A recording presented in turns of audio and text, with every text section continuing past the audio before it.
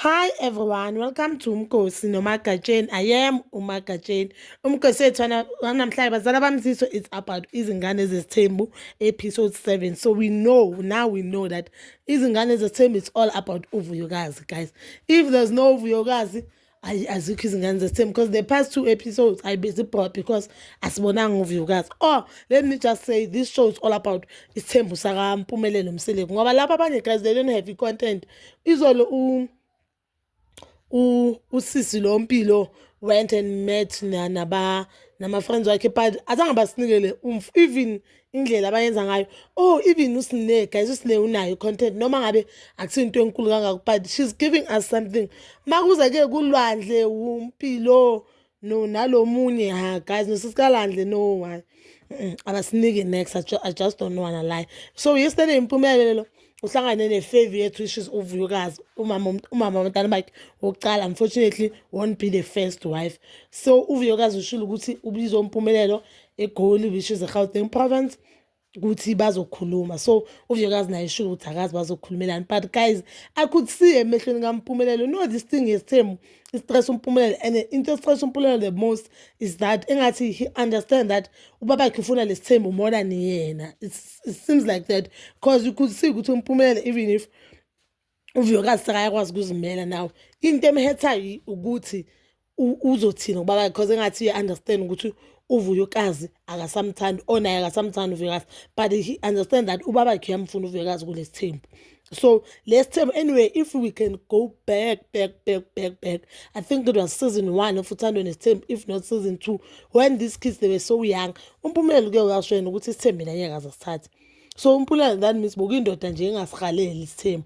But ke manje nangu sekayasifuna isithembu and judging from the wenza ngakhona engasiyamhlula nalesithembu. Or nje maybe thina cause sithanda uVuyokazi we want uMpumelelo to do right by uVuyokazi but ke we all know that umuntu makangasathandi it's so difficult na for yena ukuthi ayenze right by you because ayisekho into enhlizweni yakhe emenza ukuthi abe afuna ukuba nawe. So yesterday bebakhuluma ngendaba yo number 1 then Mpumelelo ushilo ukuthi ihlele entweni yakhe yokuthi uVuyokazi anyeke abo number 1 but I feel as if uMpumelelo uyamfaila uVuyokazi so ukuthi sokulate ukesipene uVuyokazi ukuthi no you can't be number 1 because of this because uVuyokazi akasafuna ukunderstanda ukhathele nathi la ku social media simhlelele siyamtshela ukuthi no what girl move on akusiyiyo impilo le and thina nasi sikhuluma phezulu kwezimo zethu hayi phezulu kwesimo sakhe. Omunye nomunye guys emjoleni yagileka and umshado wami angeke ufane nowakho. So uMpumelelo ushilo uMpumelelo bona as if uVuyokazi makangahlukana naye maybe angeke athole umunye umuntu ngoba uthi ngiyakuvikela kulento you understand uthi ufuna uyabo uyambona ukuthi lento iyenza ukuthi nje uVuyokazi angabe ehlazweni ukuthi uzele washiya but ke mina into engihethile on on let's isingichubeke ngalento before ngizokhuluma ngento engihethile.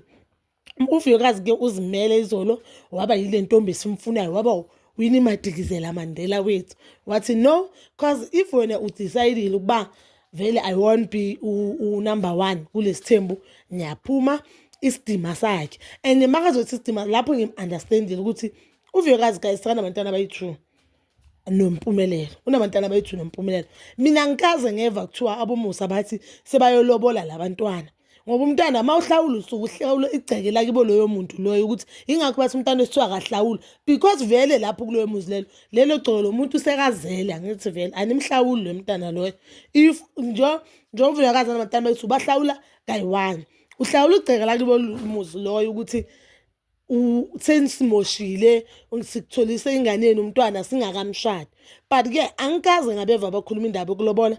Angifuni ucamba mama angikaze ngeva kuthiwa le ngane zilotsheliwe le ngane ziwela kaMseleku fully no but ke it's so funny how uMpumelelo it shows ukuthi uMpumelelo hayi ukuthi akamthandi kuphela uVuyokazi futhi akamhloniphi even noTirelo mina if benguTirelo ngoVuyokazi bengizokwata. uMpumelelo yesterday ucela babakhe ukuthi ucela ukuyohlawula kibo umuntu angasathandani naye so we don't know loyo muntu ubani but ke mina ngicabanga ukuthi i-first girlfriend yakhe le uke wavela mos that time kuyiphathi kaMhlophekazi unoMpumelelo ngoba uthi uphula ubutshitshi bakaNoMpumelelo uthatha ubuthi sorry guys uthi uphule uthathe ubutshitshi bakaNompumelelo. So eyami into ithi uyakwazi ukuyohlawula. I'm not saying he's wrong, but it's uyakwazi ukuyohlawula for umuntu wathatha ubutshitshi bakhe azange ammithise, but uhlule kuyogeza igama lakibo Vuyekazi. uVuyekazi nengane ezithu ephilayo Mpumelelo.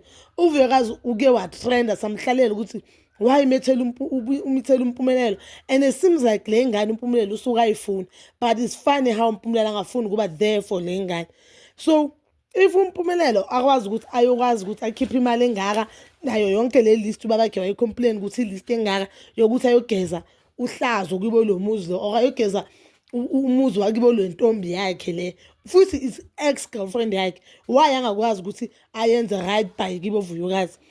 Angithi uyasho ukuthi yena lento is not about ukuthi ubani number 1 or number 2. So why angayenzi right by uVuyekazi, athathe uVuyekazi amenze unkosikazi zokucala, athathe uMpumelelo, athathe usisi lo wesi2 amenze number 2, lo kumele kube number 1, ngoba uTrela ngathi akana inkinga amenze number 3. Angithi to yena is not all about abo number 1 number 2 ezayibeka kuVuyekazi.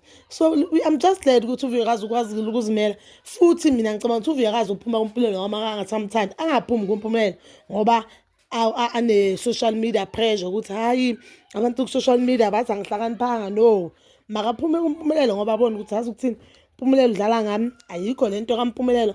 Mina sengifuna umuntu ozongithanda futhi angangithanda kuphela ngihloniphe, azokwazi ukulwela nesidima sami ngoba ukhala ngesidima sakhe. Cabanga vele ngivele izolo ngam-understand nabantwana bayithu nalo muntu. This person is saying to you, no, angikwazi ukushada ngoba awusitshitshi.